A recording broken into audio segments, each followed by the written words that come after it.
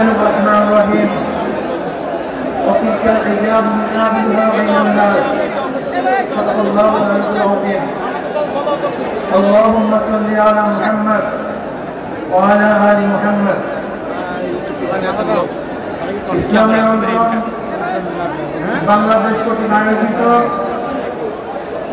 আজকে সমাবেশের সভাপতি আমাদের শ্রদ্ধাভাজন আমির হযরত ইশাহুদের চরমনায় কারামাত বরকাতুল আলিয়া কেন্দ্রীয় নেতৃবৃন্দ সহ সকল স্তরের জনগণ ভাইয়ের আমার বৈষম্য বিরোধী আন্দোলনের মাধ্যমে আমরা আবার স্বাধীনতা পেয়েছি। আপনাদের কথা মনে রাখতে হবে, আজকে যে ভূখণ্ডে দাঁড়িয়ে আছেন এই ভূখণ্ড কিন্তু একবার স্বাধীন হয় নাই। একবার আমরা ব্রিটিশদের বিরুদ্ধে আন্দোলন করেছিলাম স্বাধীনতার জন্য। সেই আন্দোলনের দাবি কি ছিল? ন্যায্য অধিকার। ব্রিটিশ মুসলমানদের বিরুদ্ধে, এদেশের মানুষের বিরুদ্ধে জুলুম অত্যাচারের ইস্তিমদাদ চালিয়েছিল। এই জুলুম থেকে বাঁচার জন্য মানুষ ব্রিটিশদের বিরুদ্ধে আন্দোলন করেছিল, জীবন দিয়েছিল। আপনারা জানেন, চাকরি চর থেকে শুরু করে খায়বার পর্যন্ত এমন কোন গাছ ছিল না যে গাছের মধ্যে একজন আলেমকে ফাঁসিতে ঝুলানো হয় নাই। লক্ষ লক্ষ মানুষ জীবন দিয়েছিল। এই বাংলার মধ্যে ৮০,০০০ মাদ্রাসাকে ভূলুণ্ঠিত করা হয়েছিল। দিল্লির মধ্যে ১,০০০ মাদ্রাসাকে বিচ্ছিন্ন করা হয়েছিল। হাজার হাজার লক্ষ লক্ষ মানুষ হিজরত করতে বাধ্য হয়েছিলেন শুধু একটা আশা, মানুষ শান্তি পাবে, মুক্তি পাবে।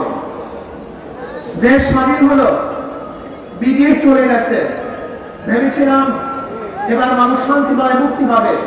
কিন্তু না, আমরা দেখলাম মুসলমানদের বিরুদ্ধে ওরা আবারও ষড়যন্ত্র শুরু করেছে। মুসলমানদের অধিকার প্রতিষ্ঠিত হচ্ছে না, মুসলমান অধিকার পাচ্ছে না।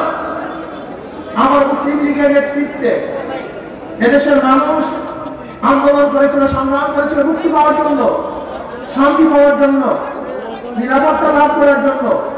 পাকিস্তান নামীয় একটা ভূখণ্ড আমরা পেয়েছিলাম, ভেবেছিলাম আমরা শান্তি পাবো, মুক্তি পাবো। পাকিস্তানের দুইটা অংশ, পশ্চিম পাকিস্তান, পূর্ব পাকিস্তান। এই পশ্চিম এবং পূর্ব পাকিস্তানের মধ্যে ১৭০০ কিলোমিটার ডিস্টেন্সের মধ্যে একই নামে দুইটা রাষ্ট্র ভাগ হয়ে ভারতের ভাগ হওয়ার কারণটা কি ছিল? একমাত্র অধিকার, একমাত্র শান্তি, একমাত্র মুক্তি। কিন্তু আমরা কি দেখেছি? পশ্চিম পাকিস্তানের লোক আমাদেরকে মুক্তি দেয় নাই, অধিকার ফিরিয়ে দেয় নাই। তারা বৈষম্যতা সৃষ্টি করেছে।